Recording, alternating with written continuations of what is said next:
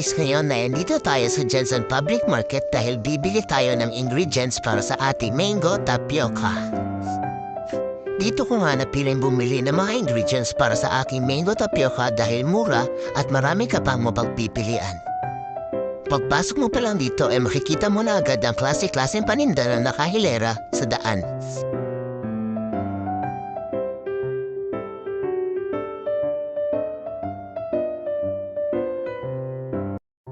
Ang una ko nga palang binili ay ang paglalagyan ng ating mango tapioca.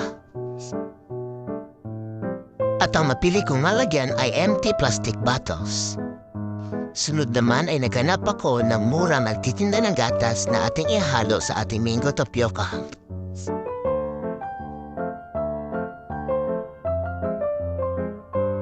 At dito ko nga napiling bumili ng gatas na ating ihalo sa ating tapioca dahil mura ang mga paninda dito.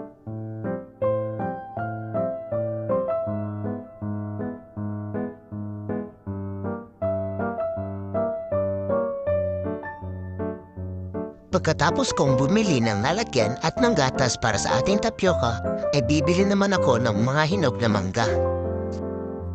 60 pesos nga pala ang kilo ng manggang hinog dito. At ito na nga ang ating huling bibilhin at pagkatapos ito ay uuwi na tayo para magawa na ang mango tapioca. At ito na nga lahat ng ating nabiling ingredients para sa ating mango tapioca. Ang ating nagastos sa pagbili nito ay 529 pesos. Huwag na nga nating patagalin pa at simulan na natin gawin ang ating mango tapioca. Ang una ko ang ginawa ay nagpakulo ako ng tubig upang maluto natin ang ating sagong nabili.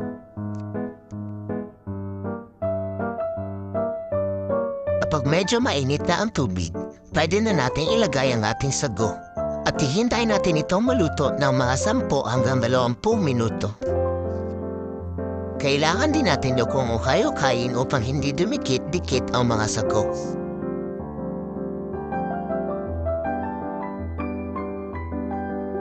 Ang sunod naman natin gagawin ay magpapakulo na naman tayo ng tubig dahil magluluto tayo ng gulaman. Dapat muna nating tunawin ang gulaman sa isang baso upang hindi ito magbuo-buo pag nilagay na natin sa ating pinaglutuan.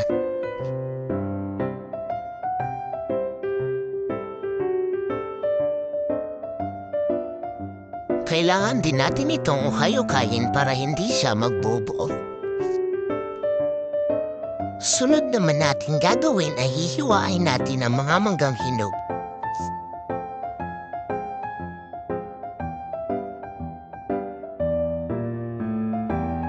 Hihiwain natin ito sa mga maliliit na piraso.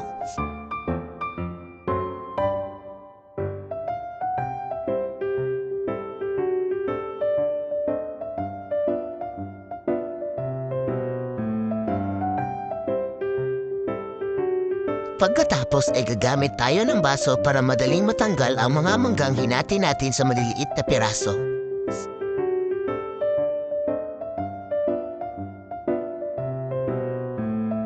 Pagkatapos ay hatiin naman natin sa maliliit na piraso ang gulaman na ating pinatigas kanina. Pagkatapos ay ang cheese naman ang ating hatiin into small cube pieces.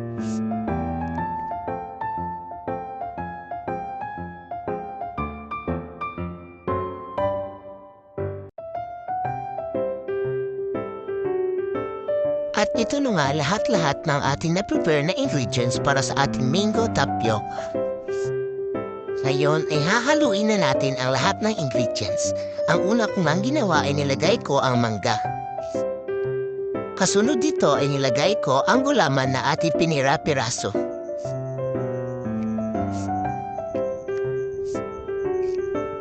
Sunod naman natin nilagay ay ang sago. Pagkatapos nito, nilagyan na natin ito ng gatas para maging mas masarap.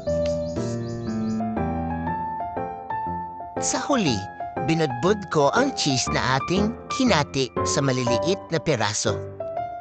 Pagtapos natin haluin ang lahat ng ingredients ay ilalagay na natin ito sa ating lalagyan.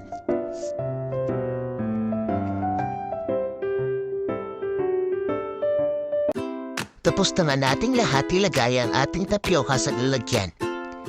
Binibenta ko nga pala ito ng 40 at 35 pesos.